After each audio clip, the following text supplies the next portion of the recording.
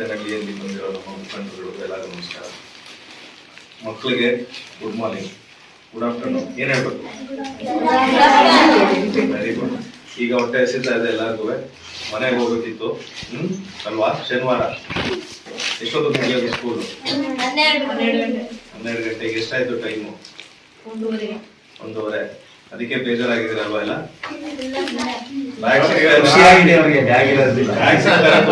ಮನೆಗೆ ಹೋಗ್ಬೇಕು, ಬೇಜಾರಾಗಿದೆ. ಆಯ್ತು. ಈ ಮಕ್ಕಳೆಲ್ಲ ನಿಮ್ಮ ಈ ಖುಷಿ ನಮಗೋಸ್ಕರ ಕಾಯ್ತಿರೋದು ಎಲ್ಲ ನೋಡಿದಾಗ ನಮಗೂ ಇನ್ನೂ ಒಳ್ಳೊಳ್ಳೆ ಕಾರ್ಯಗಳನ್ನ ಮಾಡ್ಬೇಕು ಅಂತ ಆಸಕ್ತಿ ಜಾಸ್ತಿ ಆಗುತ್ತೆ.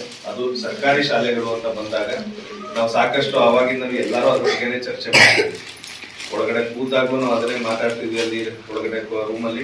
ಈಗಲೂ ಈಗೆಲ್ಲ ವೇದಿಕೆ ಮೇಲೆ ಸಾಕಷ್ಟು ಜನ ಗಣ್ಯರು ನಿಮ್ಗೆ ಸರ್ಕಾರಿ ಶಾಲೆ ಏನ್ ಆಗ್ಬೇಕು, ಅದರಿಂದ ಏನೇನು ಅನುಭವಗಳಿದೆ, ಅದರಿಂದ ಆಗಿರೋಂಥ ಒಳ್ಳೆ ಕೆಲಸಗಳು ಏನಿದೆ ಅಂತ ಹೇಳ್ತಾ ಇದ್ದಾರೆ. ಆದ್ರೆ ದಿನನಿತ್ಯದಲ್ಲಿ ಏನಾಗ್ತಿದೆ, ನಮ್ಗೆ ಮಕ್ಕಳುಗಳು ಕಡಿಮೆ ಆಗ್ತಿದೆ.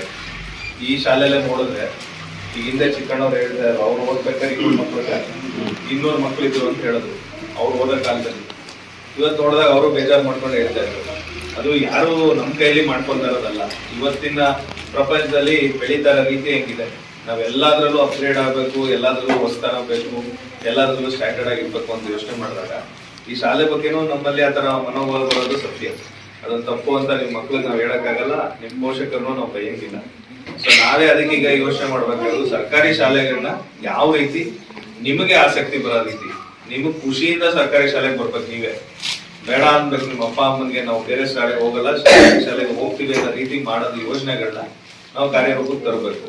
ಅದಕ್ಕೆ ಈಗ ಏನಾದ್ರು ಒಂದು ದೊಡ್ಡವ್ರು ಯೋಚನೆ ಮಾಡ್ಬೇಕಾದ್ರೆ ಅದು ನಿಮ್ ಕೈಲಿಲ್ಲ. ಸೊ ರಾಜಕೀಯವಾಗಿ ಇರ್ಬೋದು, ಅಧಿಕಾರಿ ವರ್ಗದವರಾಗಿರ್ಬೋದು, ಇದನ್ನೆಲ್ಲ ಯೋಚನೆ ಮಾಡಿ ಅವ್ರು ಕೂತಿ ಒಂದು ನಿರ್ಧಾರ ಮಾಡಿದ್ರೆ ನಮ್ಮಂತವ್ರು ನಮ್ಮ ಕೈಲಾಗಂತ ಸಹಾಯಗಳನ್ನ ಮುಂದಕ್ಕೆ ಮಾಡ್ಕೊಂಡು ಹೋಗ್ಬೋದು. ಇದೇ ರೀತಿ ನಿಮ್ದೆಲ್ಲ ಪ್ರೀತಿ ಇತ್ತು, ನಿಮ್ಮ ಮಕ್ಳುಗಳ ಆಸಕ್ತಿ ತೋರಿಸಿದಾಗ ಇಲ್ಲ ನಮ್ಮ ಸಿಬ್ಬಂದಿಯವರು ಇಲ್ಲಿ ಟೀಚರ್ಸ್ಗಳು ಇವರೆಲ್ಲ ಈ ತರ ಮಾಡ್ಬೇಕು ಅಂತ ಒಂದು ಆಲೋಚನೆ ಇಟ್ಕೊಂಡು ಬಂದ್ರೆ ನಾವು ಮುಂದಕ್ಕೆ ಏನಾದ್ರು ಒಳ್ಳೆ ಕಾರ್ಯಕ್ರಮಗಳು ಸರ್ಕಾರಿ ಶಾಲೆಗೋಸ್ಕರ ಇನ್ನೂ ಮುಂದಕ್ಕೆ ಮಾಡ್ತೀವಿ. ಲಯನ್ಸ್ ಕ್ಲಬ್ ಇದೇ ರೀತಿ ಯಾವಾಗಲೂ ಸಮಾಜ ಸೇವೆ ಮಾಡ್ಬೇಕು ಅಂತಾನೆ ಮಾಡಿರೋಂಥ ಕ್ಲಬ್ ಇದು. ಮುಂದಕ್ಕೆ ಇನ್ನೂ ಲಯನ್ಸ್ ಸೆಂಟರ್ ಕ್ಲಬ್ ಏನಿದೆ ಅದು ಇನ್ನೂ ದೊಡ್ಡ ಮಟ್ಟದಲ್ಲಿ ಮಾಡ್ಬೇಕು ಅನ್ನೋದು ಆಲೋಚನೆ ಇದೆ. ಅದನ್ನ ಮುಂದುವರ್ಸ್ಕೊಂಡು ಹೋಗ್ತೀವಿ. ಇದೇ ರೀತಿ ನಮ್ಗೆ ದೇವರು ಅಧಿಕಾರ ಕೊಡ್ಲಿ ಇಲ್ಲ ಬೇರೆ ರೀತಿ ಏನೇ ಆಗಿರ್ಬೋದು, ನಾವ್ ಇಲ್ದೇ ಇರೋ ನಮ್ಗಂತೂ ಬೇರೆ ವ್ಯವಹಾರಿಕವಾಗಿ ನಮ್ಗೆ ಏನ್ ಶಕ್ತಿ ಕೊಡ್ಬೇಕು ದೇವರು ಇಷ್ಟು ವರ್ಷದಲ್ಲಿ ಅಷ್ಟು ಕೊಟ್ಟಿದ್ದಾರೆ. ಅದರಿಂದ ನಮ್ಗೆ ಎಲ್ಲ ಆಗಷ್ಟು ಸಹಾಯ ಮಾಡ್ತೀವಿ. ಇಲ್ಲಿ ಸಾಕಷ್ಟು ಚರ್ಚೆಗಳಾಗ್ತವೆ. ಇದು ರಾಜಕೀಯ ಇದರಿಂದ ಹಿತಾಸಕ್ತಿಯಿಂದ ಮಾಡಿರ್ಬೋದು, ಆ ಒಬ್ಳಿಗೆ ಮಾತ್ರ ಮಾಡಿದ್ರು ಈ ಒಬ್ಳಿಗೆ ಮಾಡ್ಲಿಲ್ಲ ಅಂತೆಲ್ಲ ಬಂತು ಅವ್ರ ವಿಚಾರಗಳಂಗೆ. ಅದನ್ನ ನಾನು ಆಗ್ಲೇ ಹಿಂದೆ ಹೇಳಿದ್ದೀನಿ. ನನಗ್ ಶಕ್ತಿ ಒಂದ್ ಕಡೆಯಿಂದ ಸ್ಟಾರ್ಟ್ ಮಾಡಕ್ಕಾಗಿದೆ, ಮುಂದಿನ ದಿವಸಗಳಲ್ಲಿ ಶಕ್ತಿ ದೊಡ್ಡದಾಗ ಮಾಡ್ಕೊಂಡು ಹೋಗ್ತೀನಿ. ಈಗ ನಮ್ಮ ಹುಡುಗರುಗಳಿಗೆ ಮಾದಿಯವರೆಲ್ಲ ಕೇಳ್ಬೋದು, ಇದು ಒಂದೇ ಸಾಧನೆಯಲ್ಲಿ ಏನ್ ಸ್ಪೆಷಲ್ ಪಕ್ಕದವ್ರಿಗೆ ಯಾಕೆ ಕೊಡ್ಲಿಲ್ಲ ಅಂತ. ಇದನ್ನ ಕಿಶೋರ್ ಸರ್ ನಾನು ಸುಮಾರು ಸತಿ ಹೇಳಿದೆ, ಇದೊಂದು ಶಾಲೆ ಕೊಟ್ರೆ ನನ್ನ ಬಗ್ಗೆ ತುಂಬಾ ತಪ್ಪು ಭಾವನೆಗಳು ಸಾಧ್ಯತೆ ಇದೆ. ಯಾಕಂದ್ರೆ ಬಿಲ್ಡಿಂಗ್ ನಲ್ಲಿ ನಾನು ತುಂಬಾ ಒಡನಾಟ ಜಾಸ್ತಿ ಇದೆ. ಅದಿದ್ದಾಗ ನಾನು ಇದೇನಿದು ಒಂದೇ ಒಂದು ಸಾಧನೆಯಲ್ಲಿ ಒಂದು ಕೊಟ್ಬಿಟ್ಟು ಬಿಲ್ಡಿಂಗ್ ನಲ್ಲೇ ಹೋಗ್ಲಿಲ್ಲ ಬೇರೆ ಅದು ಕೊಡ್ಲಿಲ್ಲ ಅಂತ ಆಗತ್ತೆ ಅಂತ. ಏನೋ ಇದ್ರಲ್ಲಿ ಒಂದು ಶತಮಾನೋತ್ಸವ ನಿಮ್ಗೆಲ್ಲ ಗೊತ್ತಿದೆ ಅಲ್ವಾ ಮಕ್ಕಳ?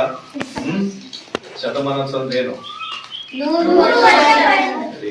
100 ವರ್ಷ ಪೂರೈಸಿರೋ ಶಾಲೆ ಅಂತ ಒಂದು ಹೆಗ್ಗಳಿಕೆ ಇರೋದ್ರಿಂದ ನನಗೂ ಒಂದು ಅದರಿಂದ ಆಸಕ್ತಿ ಜಾಸ್ತಿ ಆಯ್ತು. ಇದೊಂದು ಶಾಲೆಗೆ ಯಾರಾದ್ರೂ ಕೇಳೋದು ಪರವಾಗಿಲ್ಲ, ಅದೊಂದು ಇದನ್ನ ರೀಸನ್ ಇಟ್ಕೊಂಡು ನನಗೆ ಹೇಳ್ಬೋದು, ಕನ್ವಿನ್ಸ್ ಮಾಡ್ಬೋದು ಅಂತ ಬಿಲ್ಡಿಂಗ್ ನಲ್ಲಿ ಹೋಗ್ಲಿ ಸಾಧನೆಯಲ್ಲಿ ಒಂದಕ್ಕೆ ಮಾಡಿದೀವಿ. ಮುಂದಿನ ದಿನಗಳಲ್ಲಿ ಇನ್ನೂ ಟೈಮ್ ಇದೆ. ಇದೆಲ್ಲ ಒಂದೊಂದು 2-3 ತಿಂಗಳು ರಜಾ ಎಲ್ಲ ಕಳೆದು ಎಲ್ಲ ನಿಮ್ ಶಾಲೆಗಳು ಮತ್ತೆ ಬಂದಾಗ ಬಿಲ್ಡಿಂಗ್ ನಲ್ಲೇನೆ ನೆಕ್ಸ್ಟ್ ಅಂತಾನೆ ನಾವು ತಲೆಯಲ್ಲಿ ಇಟ್ಕೊಂಡಿದೀವಿ. ಮುಂದಿನ ದಿವಸಗಳಲ್ಲಿ ನಮಗೂ ಶಕ್ತಿ ಬರುತ್ತೆ.